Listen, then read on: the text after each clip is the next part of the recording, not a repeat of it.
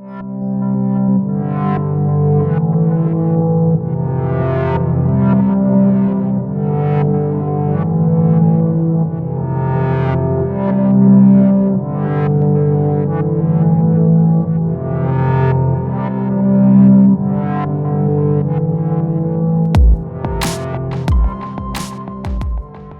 there, Southern. Welcome to another episode of Film Guy Reviews. I'm your film guy, Matthew St.Clair. And I'm Kristin Carlson. Now, for today's review, we will discuss a film that is leaving theaters but will hopefully be on your radars come Netflix and streaming time. And that is Sicario, which depicts an FBI agent named Kate, played by Emily Blunt, who, along with the FBI, must take down a Mexican drug cartel. Now, as always, we will undergo the ups and the downs of the film. Let's get to it. Now, we'll start off with the acting. Now, first off with Emily Blunt. Now, what did you think of her work? I thought it was a strong performance, as usual with Emily Blunt. I thought her character was complex and it kept you guessing what was going on. Yeah, I thought the beauty of her performance is that even if the film was silent, she still wouldn't need pages of dialogue to express what she's feeling, because it's all in her eyes, you know. Mm-hmm. Yeah, it's probably her best work in her already impressive and eclectic career. I agree. I also thought Benicio Del Toro was a real scene stealer, because even though his character was always hunched down and talking in a low voice, that really fit his elusive nature, because you don't know where his loyalties lie. What was another thing you liked? I enjoyed that it was a true story and it was something that's relevant in today, and it's something that in the news today we have so many other issues that are going on in the world that you might not always realize that this is going on, but It brought light to it.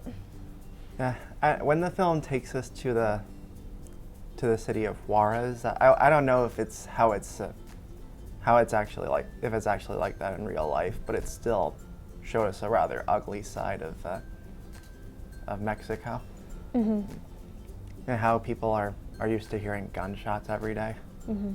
It's pretty terrifying, and I'm sure it makes us appreciative of how we live in our own state, you know? Definitely. Now, I also loved how the film was written, and how even though there is a main villain discussed and introduced, it doesn't really focus on who they introduce, but how they introduce, or how the main characters are pursuing him. Mm-hmm. And the cinematography on it felt like you were right in the scene with them.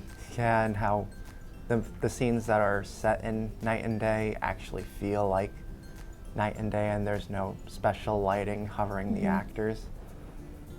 It helped add the feeling of realism that I'm sure the director Denis Villeneuve was going for. And the film I loved the editing and how it was, even though there's not a lot of action sequences, it was still so tightly paced that the tension is still palpable and you're not always checking the time. Mm-hmm. Like, all right, keep going, keep going. Because it was it was 2 hours, so it was a longer film and it went quickly. And the end of it, I was like, oh, it's already over. Exactly. Yeah, and I wasn't waiting for it to end. It was. And I thought the score was also pretty neat, and it was very intense, and even when it's introduced in the opening scene, it gives you an idea of what kind of film you're in for with the. Mm-hmm. Even I remember when I saw it in the theaters, my heart was thumping. But overall, I would give it a grade of an A+. I would give it an A+ too. I enjoyed it. Alrighty, we both agree. We should go see it. Mm-hmm. Hunt it down at Netflix when it finally comes to Netflix, or to your nearest Redbox kiosk, since it's slowly leaving theaters as we speak.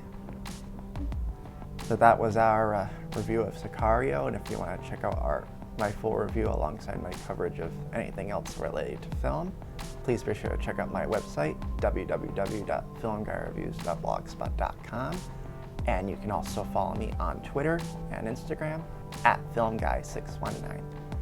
And my Twitter is K_Carlson4.